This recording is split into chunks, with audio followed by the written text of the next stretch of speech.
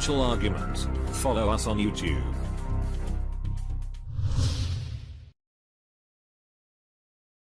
Well, I am going to use today's podcast as an opportunity to offer my take on last night's presidential debates, which certainly did not live up to all of the hype and expectation. But the airwaves today are filled with opinion makers proclaiming that Trump won or Hillary won.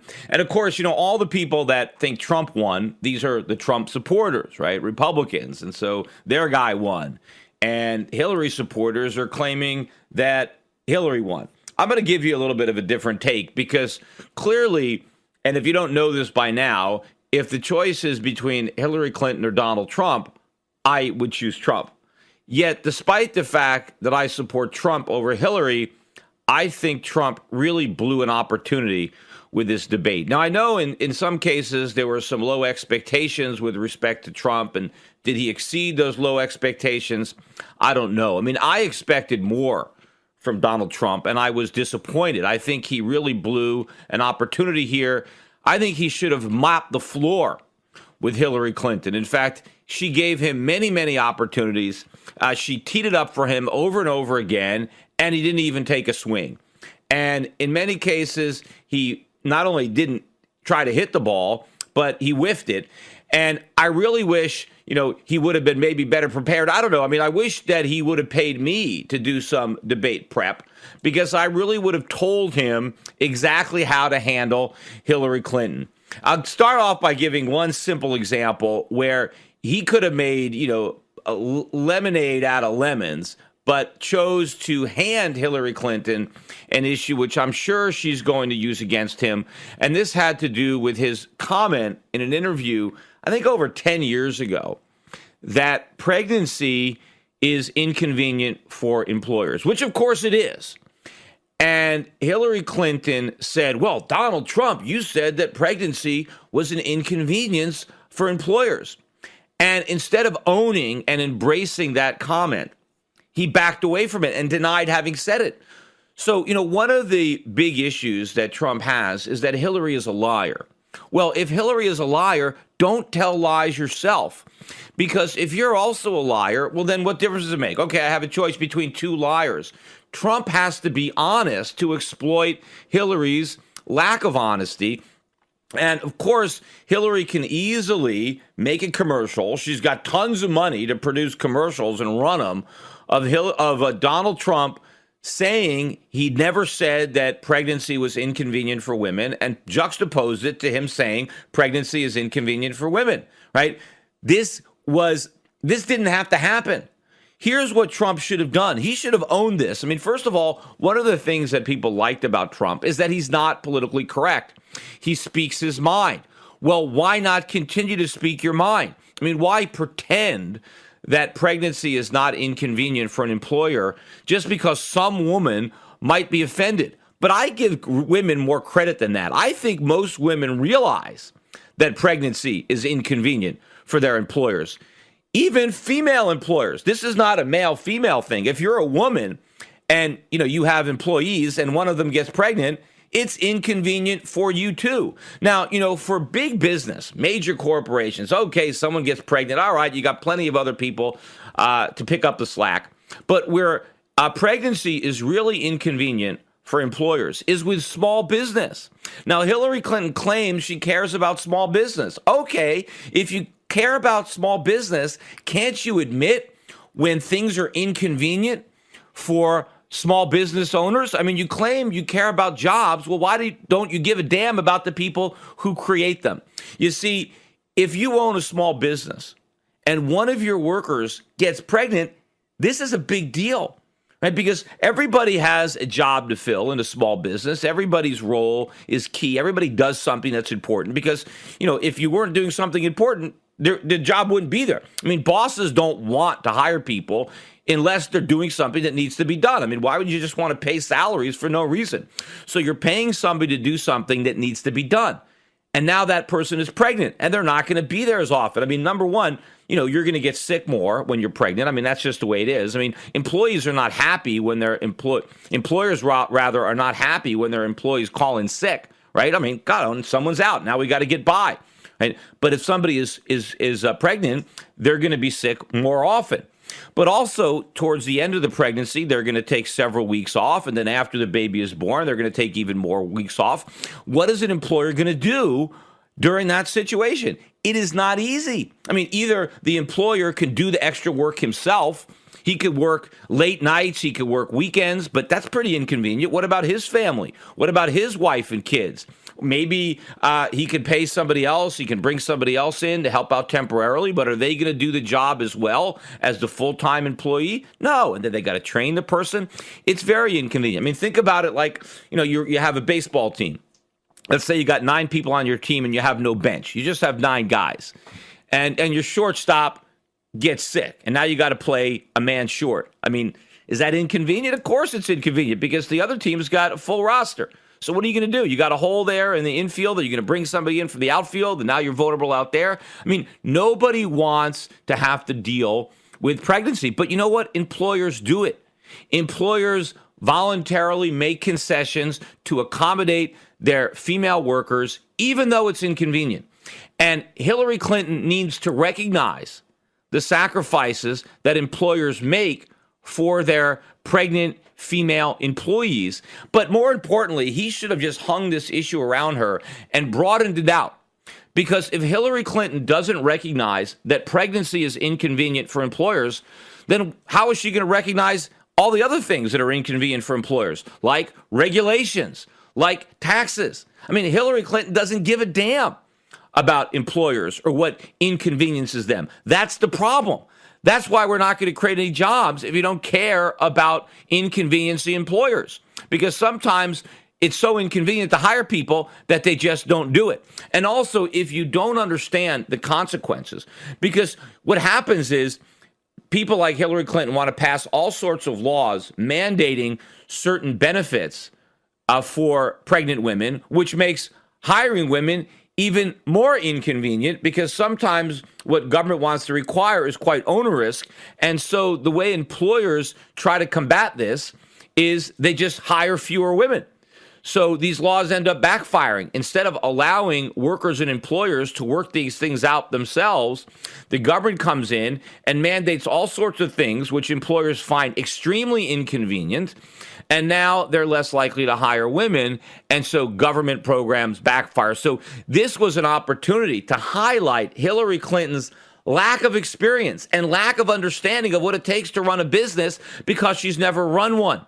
And you can't be president if you don't give a damn about the things that inconvenient employers if you expect them to create jobs. In fact, another thing that Hillary Clinton said on the same topic is she ranted out how she thought workers should get a share of the profits, that they help earn the profits and they're entitled to share in the profits. Now, why didn't Donald Trump correct her on that and say, no, they're not? I mean, first of all, if an employee wants to share in the profits, he's free to negotiate an employment agreement that does that. But if he wants to share the profits, he's probably going to have to take a lower salary in exchange. And most workers don't want that. They don't want profits. If they wanted profits, they'd start their own businesses. They want wages. They want salaries. What is the difference? You see, Donald Trump should have explained this to Hillary Clinton on the air. He should have educated her and lectured her to understand the difference between a salary and a profit. See, most workers want to get paid no matter what. They don't want to have to worry about whether or not the business is profitable. They want a paycheck that they can count on. Why? Because they're living paycheck to paycheck. And that's another issue, but I'll avoid that one for now. But they want the certainty of a weekly paycheck. They want it to be the same every week, and they want to know that rain or shine, they're going to get it. Profits are a totally different animal. You have no idea if you're going to get any profits. And if you get profits, you have no idea how large or how small the profits are going to be. And in fact, while you're pursuing profits, you might end up with a loss. And every time somebody says workers should get a share of the profits, okay, well, what about a share of the losses? Does anybody expect that if a company loses money at the end of the year, that the boss is going to come back to his employees and say, I lost money this year, so I need everybody to contribute to pay me back some of their wages? No one's going to do that. I mean, that is the deal. If you take all the risks and live or die by profit or loss, you are entitled to the profits. If you decide that you don't want to bet on profitability, if you want the certainty of a paycheck, you want a fixed salary, then no, you are not entitled to the profits because you didn't take any of the risks. Yes, you did work, but you got paid for doing that work. The business owner doesn't get paid for doing the work. He only gets paid if there's a profit. And so if there's no profit after all the employees get paid, the business owner earns nothing. Donald Trump should have explained that to Hillary Clinton, and I think the debate audience would have been moved by that. It would have resonated. Here is an entrepreneur, a businessman that actually understands business, understands jobs, and understands how they're created. Because Hillary Clinton, just like President Obama, has never run a business and has never employed anybody. You know, Hillary Clinton keeps talking about all these things that she wanted to do, right? All these great things that she wants to do. What Donald Trump should have said is, okay, well, did you ever have these discussions with President Obama? I mean, why didn't you just, you're a Secretary of State. I mean, you guys are good buddies. I mean, you have all these great ideas. I mean, did you tell Obama? And if they're so great, why didn't Obama get it done? I mean, what's wrong with President Obama? Right. I mean, Hillary Clinton says that, she's a change agent, too. Right. Her husband is calling her a change maker, or Hillary Clinton a change maker. Donald Trump should have said, what Obama policy do you want to change? What do you want to do different from Barack Obama? Where did he fail that you're going to succeed? Because the truth of the matter is, she's not going to do anything different than Obama. So, if you're happy with the way the economy is now, well, then vote for Hillary Clinton. But if you're not happy with the economy the way it is now, a vote for Hillary Clinton is not going to change anything. But what he should have focused on more was not that Hillary Clinton is simply a continuation of the failed policies of President Obama, but it's a continuation of the failed policies of President Bush. Trump was willing to criticize Bush in the Republican primary. And that was, a riskier move because you have a lot of Bush supporters that you don't want to alienate. Well, why not criticize Bush in the general election? I mean, you don't have to worry about alienating the Republicans. I mean, you've got them.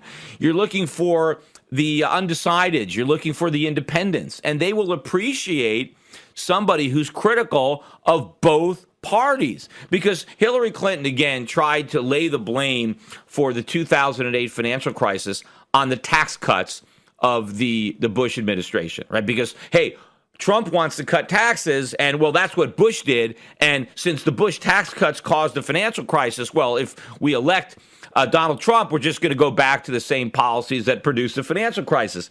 And what Trump should have done is pointed out that those tax cuts had absolutely nothing to do with the 2008 financial crisis. What were the principal causes of the 2008 financial crisis?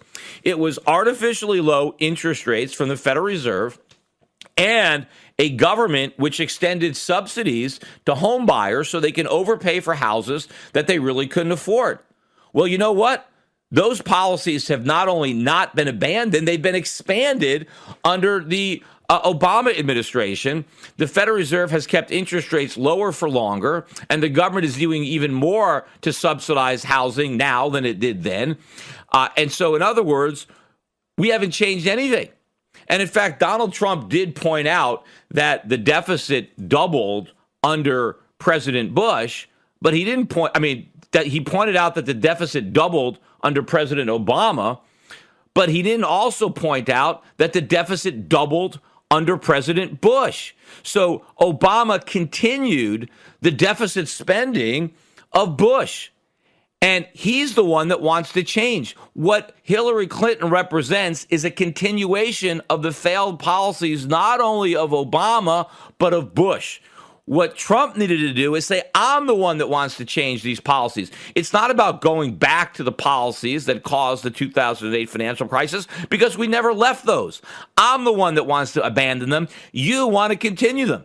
And because we never abandoned those policies, because we doubled down on what failed before under Bush, we doubled down under Obama, we are headed for a much worse financial crisis than the one we had in 2008. And that is why I need to be president. president because I'm the one that has a different approach. All you're going to do is the same policies that caused the last several crises. You're going to triple down on them.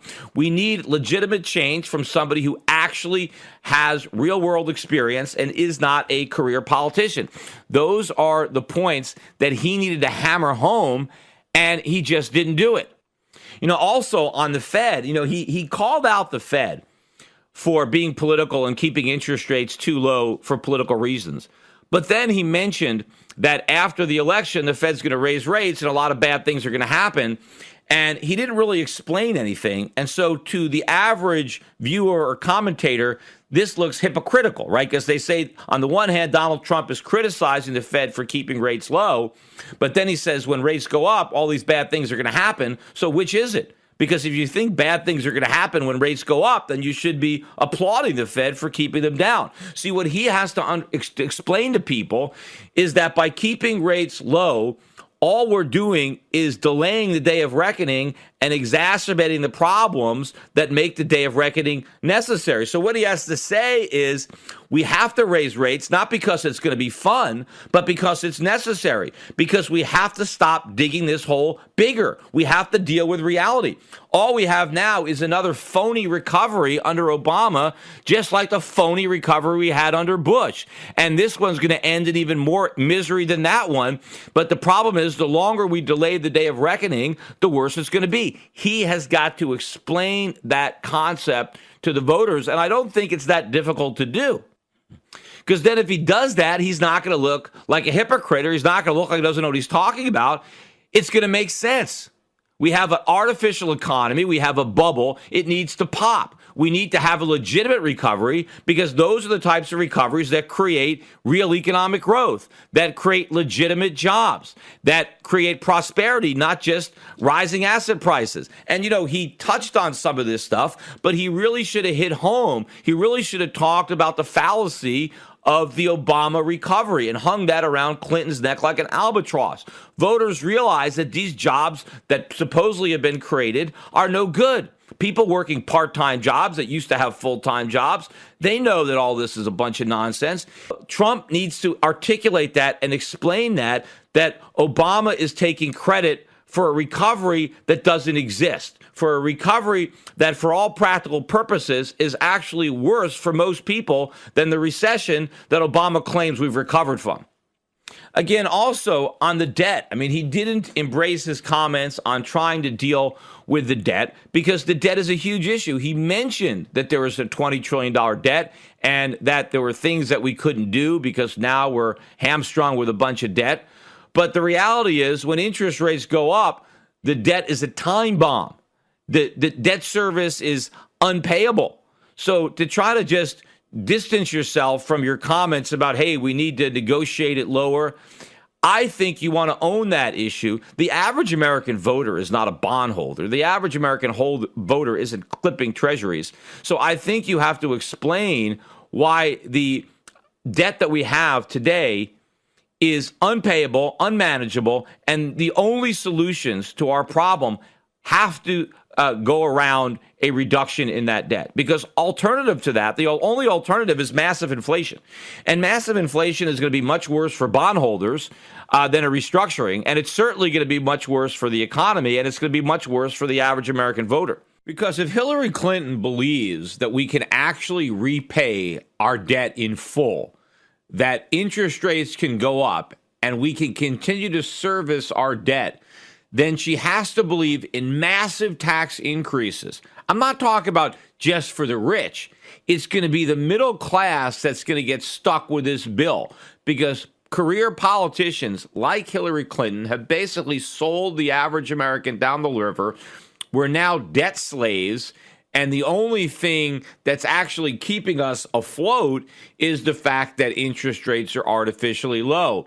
But at some point, they've got to go up, and the bills have got to be paid, and the American taxpayer is on the hook unless Donald Trump or somebody else lets them off the hook by restructuring the debt. So I would turn this around, and I would say, Hillary, are you in favor of the wealthy bondholders, many of whom are not even in America, many of them are foreign governments, Why should we repay them in full and ask the average Americans that you care so much about, that you claim to care so much about, to suffer huge tax increases so we could pay off China in full? I would make it a class issue, not on taxes, but on debt. Why should the Americans have to pick up the tab for all the profligate government spending? Shouldn't the foreign governments that were foolish enough to loan the U.S. government all this money, shouldn't they be asked to bear some of the pain? Shouldn't our bondholders, after all, it takes two to tango, we couldn't borrow all this money unless someone was dumb enough to lend it to us. So why shouldn't the profligate lenders have to share in the pain? Why does Hillary Clinton want to stick the average American with 100% of the bill?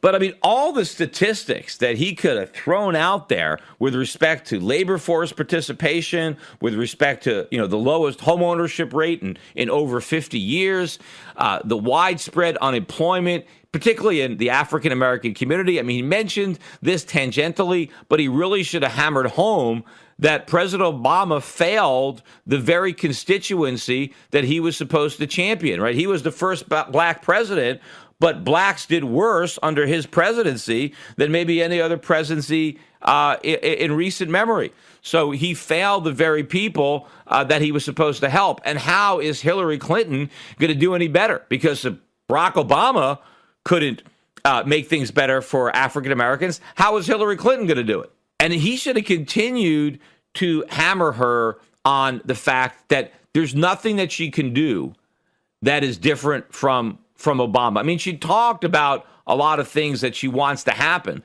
but there's no actual policy prescription for making it happen. Yeah, we want better jobs, we want this, we want that. Right, but how are we going to get it? The only thing that Hillary Clinton mentioned was higher taxes on the rich. Well, whenever you hear rich, just substitute the word job creators, right? So how are higher taxes on the job creators going to create more jobs? How is making it more inconvenient to hire workers going to lead to more workers being hired? She mentioned raising the minimum wage. That was maybe one of the only policy prescriptions she had. And, again, Donald Trump didn't even go there. He didn't talk about the minimum wage at all because, again, he's afraid to tell the truth that the minimum wage should be abolished. But I think if a outsider like Donald Trump really levels with the public about some of these basic things, he doesn't have to talk about cutting Social Security or cutting Medicare or some of the things that obviously need to be done, right? Because he doesn't want to alienate that voting bloc. But he can at least differentiate himself from a typical politician by showing that he understands business and showing that he understands what it takes to grow an economy and create jobs, because Hillary Clinton is absolutely clueless, just like Barack Obama, and it's easy to prove that. I mean, the bottom line is Trump had a lot of momentum going into this debate, and I think he really had an opportunity to accelerate that momentum, and he didn't do it. I think a lot of wind came out of the sail of the Trump campaign as a result of him really not delivering the knockout blow that he could have. And as far as, Hillary Clinton was concerned, I mean, a lot of people were expecting Hillary Clinton to maybe start having a coughing attack or some kind of seizure. And, none of that happened. I mean, she certainly made it through the 90 minutes. She didn't need a bathroom break. She didn't need any water. I think Donald Trump was drinking more water than Hillary Clinton.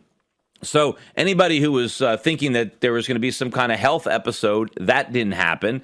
And, nobody lost their cool, I guess. I mean, Hillary didn't necessarily get under his skin, maybe a little bit, talking about the money that he borrowed from his father or the workers that he stiffed. Although I didn't like his answer where he said, maybe I didn't like the job that they did. I don't know. I mean, I'm not sure. I mean, I know there were workers that didn't get paid with respect to bankruptcies, and that happens all the time. If a company goes bankrupt and then there are workers who didn't get paid, and these are not employees, these are contractors. I mean, because when there's a bankruptcy, employees are always, elevated to the top. I mean, they're even before creditors, right? Employees get paid before anybody. But if you're an independent contractor and you're not an employee, then you don't have the same status. And what Hillary Clinton doesn't seem to understand is when Donald Trump hires an independent contractor to do a job, that independent contractor is likely a small businessman. Right? He has employees too. So it's one business not paying another business because the business went bankrupt. I mean, that is the way business works. But again, Hillary Clinton has no concept of the way business works. And that's what he should have explained. I mean, to the average viewer, it's like, well, he's not paying his workers. He's not paying his employees. I'm sure all the employees of all of Trump's failed businesses, got paid everything they were owed. I mean, they got paid before the bondholders. But you have an independent contractor who is actually another business, a supplier, in this case, somebody who supplied labor. Well, they didn't get paid. But again, that's the risk they took. Everybody knows that if you're an independent contractor and you do a job for somebody and the person goes bankrupt and you might not get paid. I mean, that's why you don't necessarily accept the job from a company if you're worried that they're going to be solvent, right? I mean, you don't have to take the job. You take a chance on whether or not the person is going to be able to pay. And so it's unfortunate, but that's business. That's life. That's something that Hillary Clinton doesn't understand. And Donald Trump needs to explain it to her, because by explaining it to her in front of an enormous audience, the audience gets it. That he is teaching her, he is educating her. He can do it without being condescending, but he can do it like, look, I'm a businessman. Here's how the world works. You don't know this, right? You have no real world experience. Yes, you have all this government experience, but government experience is what has ruined the economy. I mean, if you want another experienced politician, a career politician who doesn't know anything about the real world, doesn't know anything about business, doesn't know anything about creating jobs, just has some kind of crazy pie in the sky ideas and wants to make more empty promises, then vote for Hillary Clinton, because she's just like Barack Obama. She's just like George Bush. But if you want something different, if you're tired of the same old lies, right, politicians talking big but failing to deliver, if you're tired of watching your real incomes fall and your debt grow, if you're tired of your declining standard of living, if you want your 25 and 30-year-old kids to move out of the house, and if you are a 25 or a 30-year-old kid and you want to move out of your parents' basement, if you want real opportunity, if you want real jobs, then we've got to change the game. Right? It's not just about changing the players, but changing the game. And Donald Trump needs to portray himself as a game changer. I am not your typical Republican, right? I am not, just a Republican or a Democrat. I am something completely different. Yes, I am running on the Republican ticket because I won the Republican primary, but I am going to be like no Republican you've ever seen because I'm not a politician. That's what he needs to do. He can't try to wrap himself around the GOP. I mean, he didn't do that to get the nomination. Why should he do that to get the presidency? In fact, distancing yourself from the failed policies of the Republicans is the best way to win. I mean, the Republicans are not going to vote for Hillary, at least most of them, but the independents will appreciate somebody calling a spade and really describing why your presidency is going to be different. And finally, there was a lot of talk about trade, and unfortunately, when it comes to trade, both candidates have it wrong. Hillary Clinton was caught in a lie when she mentioned the fact, or she denied that she had called the TTP the gold standard of trade agreements, although Hillary lying is nothing new. I mean, everybody knows Hillary Clinton is a liar.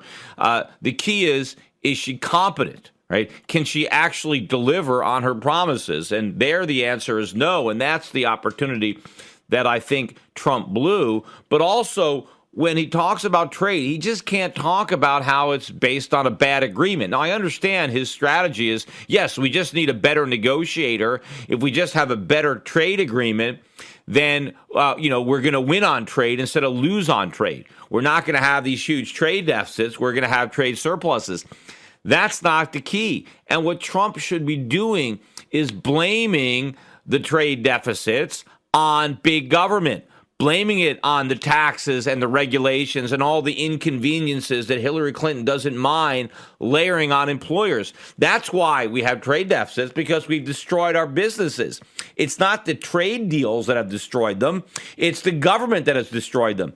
If we still had vibrant businesses, the trade deals wouldn't matter. We would be able to export. We had all kinds of crazy trade deals. Historically, when we used to have surpluses, it's not the negotiators, it's the politicians, it's the taxes and the regulations. And what does Hillary Clinton want to do? She wants more of the same. She wants higher taxes.